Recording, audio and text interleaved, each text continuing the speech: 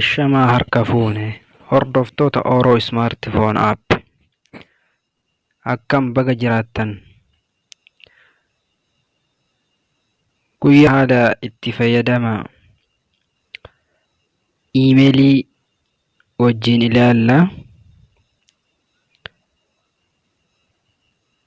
Chaanaala kana subscribe godhuudhaan akka irraa fayyadamtan isiniin jedha. Email jechuun isin martuu akka beektan gosa social media ta'e kan akkaan faayidaa guddaa qabudha. Itti fayyadamuudhaaf dura akkaawuntii banachuu qabna. Email kana isin dura banadheeruuf akkamitti fayyadamna jedhu wajjin ilaalla. Kunoo mallattoo akka fakkii footoo argitanii amma email akkaawuntiin kee loogiin ta'uu isaa nu argisiisa jechuudha.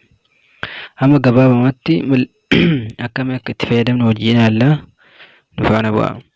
Mallattoo sadii akka waan sadii tana tuquudhaan keessa ilaalaa jechuudha. All inbox kan jira, primary, social, promotion kan jira, achi gasixxee sent, outbox, draft kan jedhu jira. Kun hundi sent jechuun kan yeroo namaa ergitan bakka itti ilaaluu dandeessan, outbox jechuun kan osoo seeniin karaa hafe, draft jechuun erguudhaaf osoo barreessitanii yoo addaan kuttan draft keessa isinii taa'aa jechuudha. Achi keessa dhaxxanii itti xumurtanii erguu hin dandeessanii jechuudha. Hayyee akkamitti akka iimeeliidhaan dokumentii waan adda addaa namaa ergan laallama. Erguudhaaf compose waan jedhamu jira. Jala kana kunoo mallattoo akka qalamaa wayiitii tajirtu jira. Compose tajitu tanarra tuxxan. Isii tuxxan yoo bifa kanaan fuula itti aanu isinii fida. Fuula kana irratti firoom jedhee iimeelii akkaawuntii isinii ka'a. Iimeelii akkaawuntiin firoom jedhu kun isa kan kooti jechuudha. Tuun bakka jedhu kana nama erguu fi barbaaddan itti barreessitan. Feetan kanumallee barreessitan akka asirratti iimeelii kanarra upload gochuu dandeettanii an amma nama wayiitii erguu barbaade jechuudha. Nama kana example.com jedhee barreessuu danda'a. Fakkeenyaaf jechuudha. example@gmail.com .com sun ta'e @gmail.com dha jechuun foormaatiin iimeeliidha. Subject jechuun qabiyyee mata duree waan sanii. Dokumentii erguuf barbaade waan ta'e my dokumentii jedhee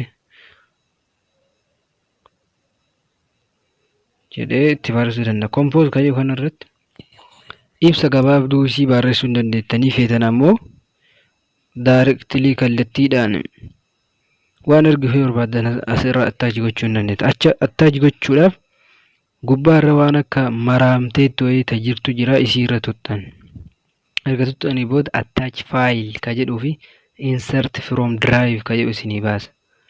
Insert from drive jechuun illee gosuma social mediaati. Achirra yoo upload gootanii jiraatan dokumentii keessa yookiin waan adda addaa achirra fudhachuu dandeettan.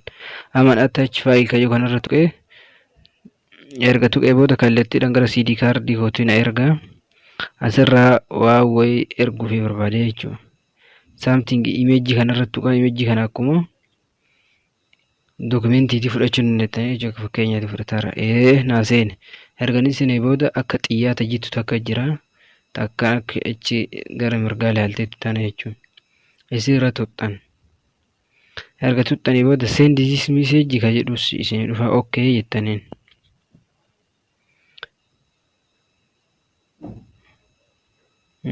Messaging kun offline message will be sent later jedhama. Already seenaa jechuudha. Nama offline irra waan jiruufi messaging seenaa jechuudha. Seenuu dhabuusaa bakka ammaa kana dhaxxanii ilaaltanii jechuudha. Message amma outbox keessa save ta'eera jechuudha. Sababii isaa an offline irra waan jiruuf sa'aatii online ta'e directly in ergamaa jechuudha.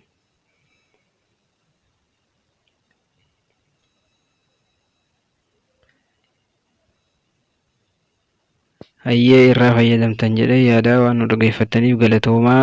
Chaanaala kana subscribe, like, share gochuun dagatinaa.